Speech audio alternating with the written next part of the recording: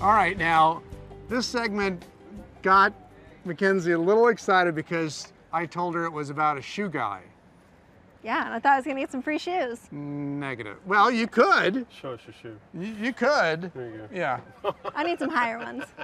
We're here with Ron Gallagher, officially a farrier. Yes. Where did that? Horseshoer. Where did the name farrier come from? French. It's a French word for a blacksmith that just does horses. And I don't think this is your, I don't want to say it's your first rodeo, but I think you've been doing this a while. Of course it is. You've been doing this a while. Yeah, since 1972. How'd you get into it? I was going to school as a photography major, and I went and I would floor for a guy down at the polo fields, and it kind of evolved from there. You're gonna need more explanation than that. You need a little bit more than A that. little All of a bit more sudden you than it go just from happened. helping out to you're shoeing horses? Yeah, well, that's about how it goes. How did it? I was You remember the first time you I shoot a was in horse? school. Oh yeah, I was real young. You know, I played around with horses and ridden horses since I was probably 10 years old. Okay. Starting to make sense. All But right. I never really, you know, thought about shoeing horses until I went to college. And I was in college, and I would go to the polo grounds and work for a guy to get extra money because I was in the film department. Expensive. I was at Brooks Institute, Santa Barbara. So That's a how very many expensive how many school. horses do you think you've shoed in the past years? I hate to think. And to take an average horseshoer should be able to do at least, you know, 4 to 5 horses a day. Just say 4 days a week to 5 days a week. Most horseshoers work 6 days a week.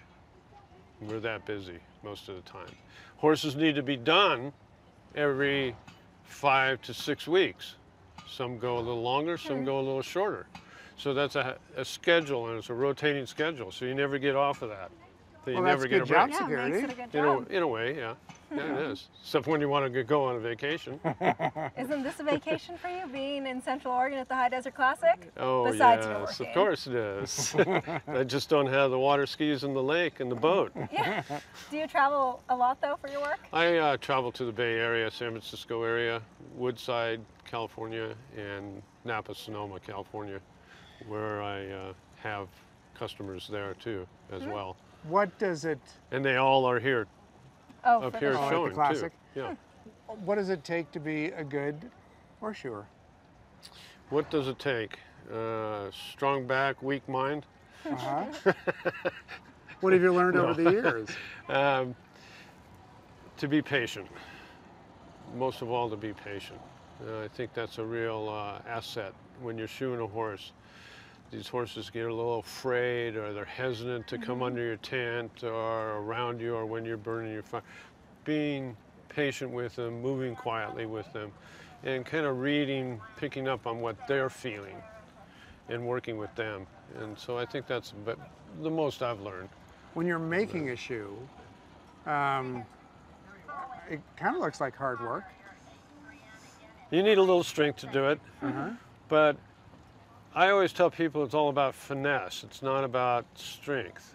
It's about finesse and making the horse comfortable while you're underneath him and working with him again and being patient so you can get a better shoe and a better product on the foot. When you're at a Making it better. competition like this, are you busy all day? All day long. All day long, people are coming up All to your day tent long. saying, we need this fixed, and it's now kind of thing, right? It is. It's now. We have people that are out, you know, they're showing in the ring, they lose a shoe, they hold up the class while they come over here, we get a shoe back on, and then they come back and then they can show in their class. And So we it's a kinda- pit stop. So it's going to save the day.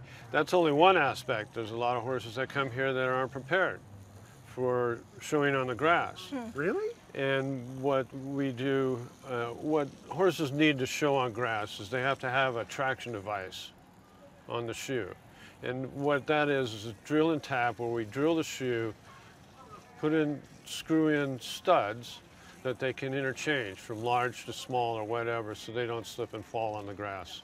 Almost like changing out cleats on Just a about, football player? just like on a football player or soccer player or whatever on their shoes. Now, they have emergency, let's call them blowouts.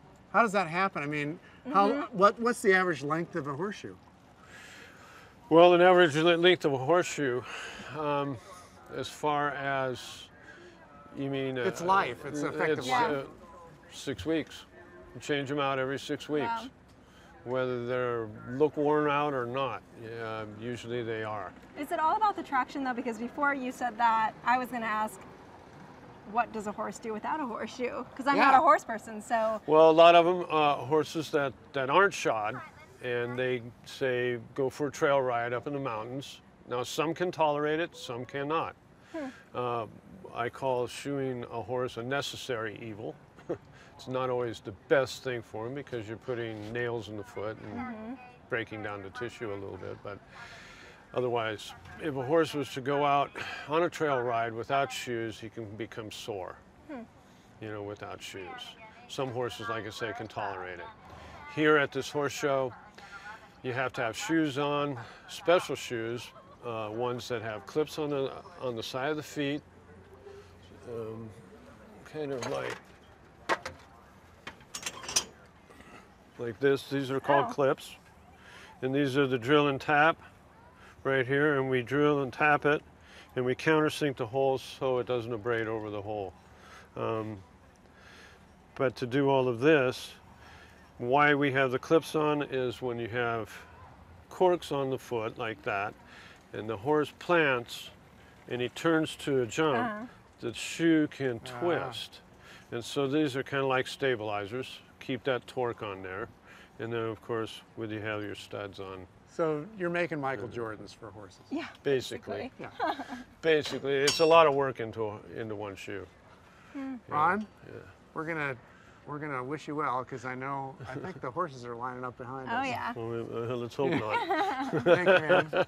Appreciate it. Thank you. Learned Thanks a lot. for being on the show. Nice meeting you. Appreciate it. Thank you.